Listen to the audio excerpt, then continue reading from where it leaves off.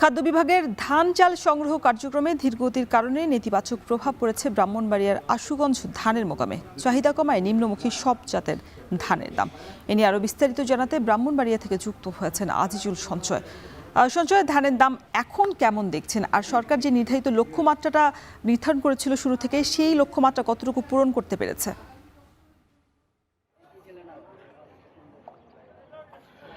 রোশন, ব্রাহ্মণবাড়িয়া আশুগঞ্জের এই মেঘনাপাড়ের মোকামটি দেশের পূর্বাঞ্চলের সবচেয়ে বৃহৎ মোকাম।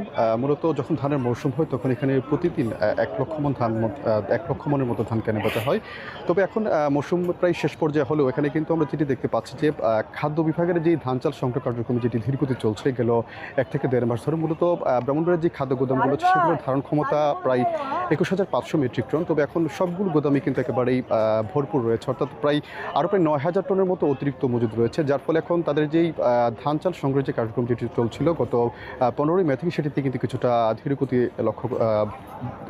ধীরগতি রয়েছে, যার ফলে কিন্তু এখানকার যারা চালকল মালিক আছেন তারা কিন্তু এই মোকাম থেকে এখন ধান কম কিনছেন। মূলত যেহেতু তারা গুদামের চাল দিতে পারছে না, সেই জন্য তারা আসলে নতুন করে এখন কিন্তু এই মোকাম থেকে ধান কিনছে না, যার ফলে স্বাভাবিকভাবেই কিন্তু এখানে চাহিদা কমার ফলে এখানে যে ধানের যে দাম সেটি কিন্তু অনেকাংশে কমে গিয়েছে।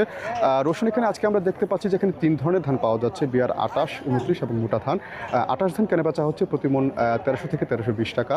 29 ধান বিক্রি হচ্ছে 1150 থেকে 1180 টাকা। ছাড়া যেটি আসলে যেই ধানটি থেকে চাল তৈরি করে মোকামের খাদ্য গোদামে দেওয়া হয়, সেই মোটা ধান সেটি কিন্তু সবচেয়ে কম দামে বিক্রি হচ্ছে।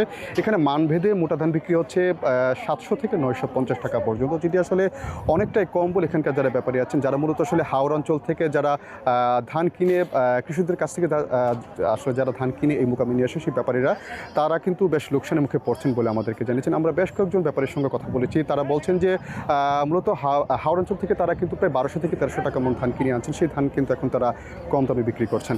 তবে তারা বলছেন যে চালকল মালিকরা বলছেন যে যদি খাদ্য বিভাগ যদি চাল সংগ্রহ কার্যক্রম যদি দ্রুত শেষ করতে পারে, সেক্ষেত্রে তারা আবার নতুন এখান থেকে ধান কিনবেন, তখন হয়তো ধানের দাম আরও কিছুটা বাড়বে।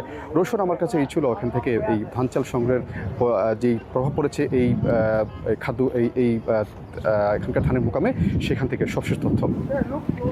ব্রাহ্মণবাড়িয়া থেকে যুক্ত ছিলেন আজিজুল সঞ্চয়।